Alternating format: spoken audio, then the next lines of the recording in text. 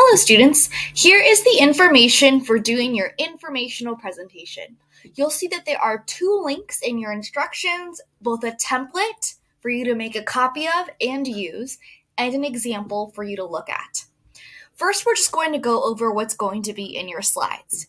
You will need 9 slides. There's a title slide, an introduction slide, and then you have your sources, note, source, notes, source, notes, and your conclusion. So for this first part, I'm going to switch us over to the example so that you guys can see the process. I haven't totally fixed the example yet, so I could record this video.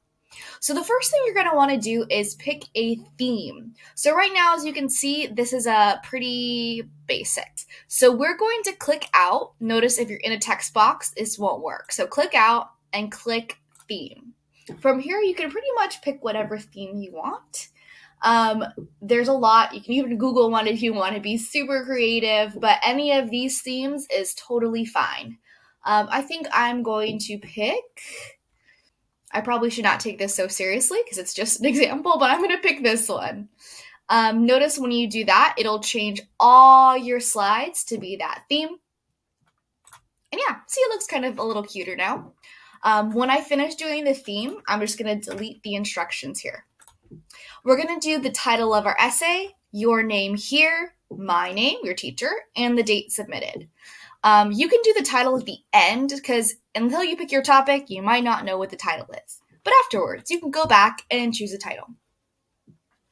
So if you look at our template, you will see that for our informational topic, you're going to pick a problem that kids or teens face today and type it in here. Describe the problem and some ways you think we could fix it.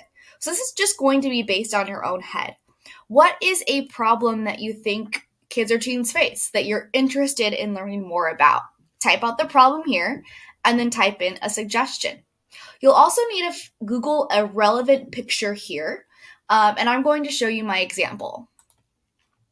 My example is my informational topic is the stray cat epidemic. Obviously, this is not an issue facing kids or teens, but I wanted to pick one that you guys could see without taking away an option for you guys. So notice here, I told you the problem, and then I suggested some solutions, and then I have a little picture. If you want to add a caption to give some more information about the picture, you can. There are also ways to cite it. If you're interested in learning more, just reach out. But for now, it's not going to be required. After that, we need to start doing research. So you're going to need to find 3 reliable sources. If you don't know how to tell if a source is reliable, click here and it will take you to a fun video by Schmoop that will give you more information. So let's do an example. I went and I Googled feral or stray cats in America, and I came up with these websites. So here is the first one. It's Advanced Care Veterinary Hospital. I said this one was reliable because it looks like it's from an actual hospital, right? So doctors probably would have been involved. There's a recent date, which is good. I'm not seeing any advertisements. So this one's good. It's not probably the best because this is just like a hospital, not necessarily a research organization, but I'd say this is good enough that we could use it. So what I'm going to do is take the URL up here, I'm struggling, and then I'm going to copy and paste it under website URL. Title of the website is just Advanced Care Veterinary Hospital. This one does not have an author, so we can go ahead and write no author. The author is usually at the top or at the bottom of the page. In this case, there's no name at the top or the bottom of the page, so we're just going to leave it. No author. And then here you're going to write, why is the website reliable? What I want you guys to do is once you're done watching the video, you can delete the instructions here and put it into a complete sentence. This website is reliable because, so that's kind of a summary of why I think this is reliable. Okay, so once I have decided that this is a reliable source, I'm going to take notes.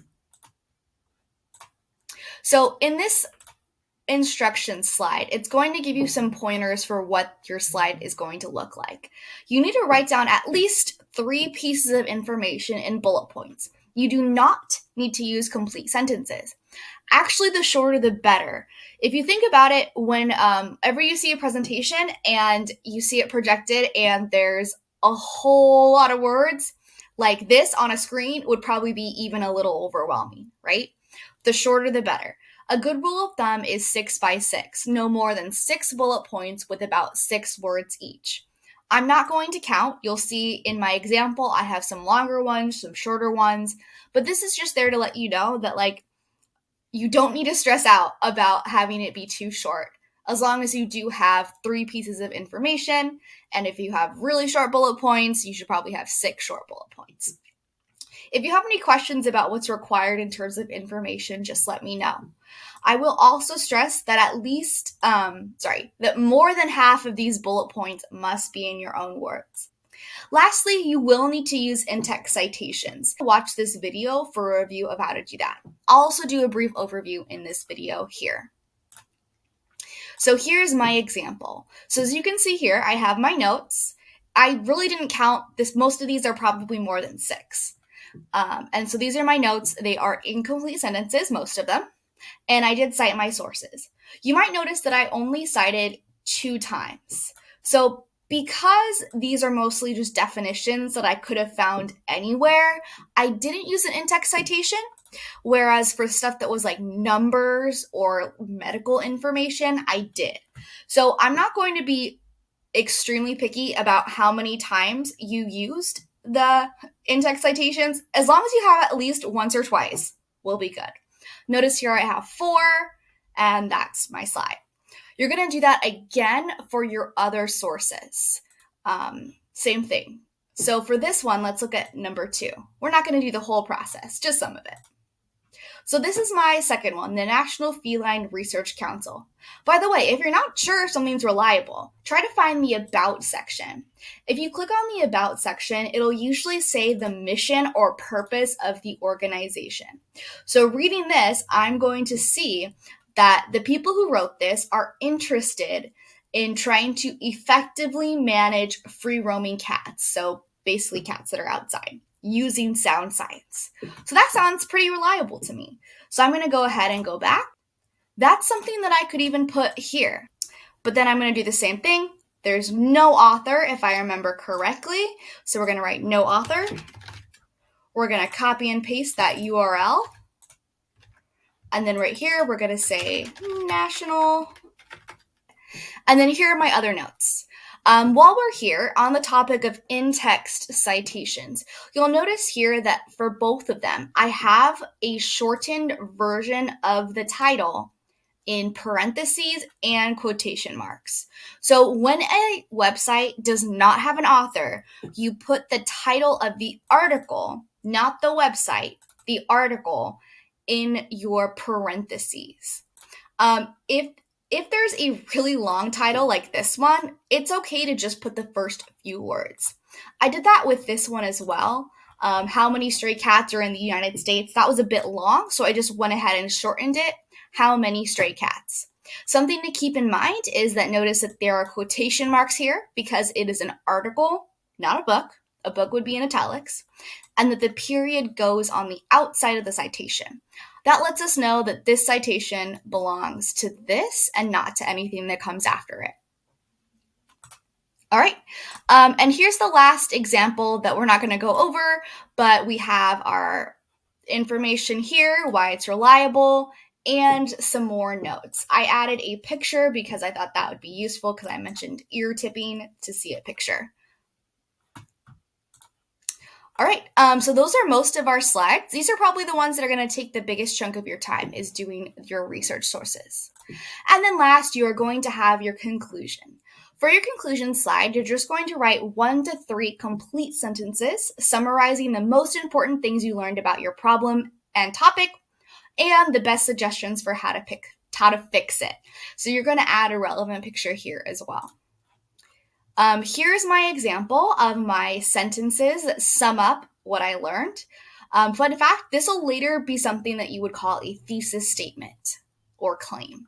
Mine is, there are millions of stray and feral cats in America, which is harmful to the cats and can even be harmful to humans. Using trap, neuter, return programs can help control number of feral cats. Okay. And then last thing, I wanted to show you guys how to upload your pictures. You can just copy and paste, but it's usually a better practice if you can go get the picture from online. So let's say I wanted to Google feral cat in Google. So if I go to images, I'll just right away see feral cats. They look kind of scary, but let's pick one that's not as scary. So let's pick this one. And what you can do is you can either right click, copy and paste, or you can just download this to your computer. If I right click, I can save the image to my computer. I'm going to go ahead and save it to my downloads folder just so it's easier to find. Save. And then when I'm here, it's usually safer to just upload from computer after you've downloaded it. So I'm going to find my downloads folder. And here's the one I got before, but I think I wanted to use this one instead because it is my cat. So this is my stray cat. So I'm just going to put him here because he's adorable and cuter than that other picture. Notice that this is in the way. So I'm going to resize that text box. There we go. That's my conclusion with my feral cat. Well, stray cat, as we learned above. It is a stray cat. All right, so that's about it. That is how you're going to do it. To turn it in, you're going to press share, change restricted to anyone with the link, change viewer to editor, and copy link. Then you're going to go into StrongMind, click on the website URL, and you're going to paste that link into StrongMind, and that will be how you turn your assignment in. All right, please reach out if you have any questions.